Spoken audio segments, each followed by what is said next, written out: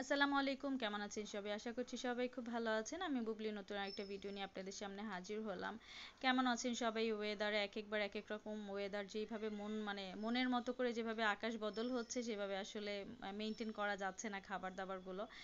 তো দেখা যায় সকালে দেখা যায় রোদ হচ্ছে, দুপুরে দেখা যায় আবার বৃষ্টি, আবার বিকালবেলা আবার একটা ঝড়, আবার রাতের বেলা দেখা যাচ্ছে গরম। তো কখন কি খাবো এটাই বুঝে উঠতে পারছি না। তো যাই হোক, সব ওয়েদারে অ্যাডজাস্ট করে এমন খাবারই আজকে রান্না করছি। আজকে আমি রান্না করছি লইট্টা শুটকি দিয়ে লতি। লইট্টা শুটকি দিয়ে লতি কি কেউ কখনো খান? আমাদের এটা খাওয়া হয় বাসায়, খুব মজার হয় খাবারটা। লতি দিয়ে সব খাবারই খাইতে মজা হয়।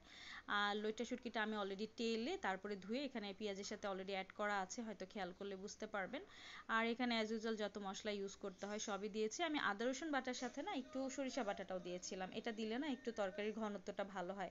এই যে খেয়াল করছেন, ঝোলটা একটু ঘন ঘন হয়ে থাকে। হ্যাঁ, এটাতে কিন্তু স্মেলটাও ভালো আসে, প্লাস খেতেও মজা হয় আর কি। আর ঝোলটা যেহেতু ঘন হয়, খাবার তো অবশ্যই মজা হয়। এটাতে আমি যদিও ঝোল রাখবো না, তাও আর কি অ্যাড করলাম। তো যাই হোক, এটা মশলা কষানো হয়ে যাওয়ার পরে আমি লতিটা অ্যাড করে দিয়েছি। লতিটা অ্যাড করে যেটা করতে হয়, এটা দেশি লতি তো তাড়াতাড়ি সিদ্ধ হয়ে যাবে, বেশি একটা সময়ও লাগবে না। এটা নাড়াচাড়া করে মানে কষিয়ে তারপরে একটু ভাপে রাখলেই যতটুকু সময় আর কি এটা সিদ্ধ হতে লাগবে। তো দেখা যাচ্ছে যে লতিটা আর কি সবারই একটু পছন্দের হয়ে থাকে। আমার মেয়েটাও একটু একটু খায়, কিন্তু শুটকি দিলে খাবে কিনা জানি না। তো ট্রাই করব, অবশ্যই একটু জোর করব তাকে খাওয়ানোর জন্য। লতিটা কিন্তু সবারই স্বাস্থ্যের জন্য ভালো, বিশেষ করে মেয়েদের জন্য। এটাতে যেহেতু অনেক আয়রন থাকে, এটা আসলে যারা আমরা 30 আপ মেয়েরা আছি তাদের জন্য অনেক বেশি খাওয়া উচিত। মানে এটা খুব স্বাস্থ্যকর এবং আয়রনটা অনেক শরীরের ঘাটতি পূরণ করে, তাই না?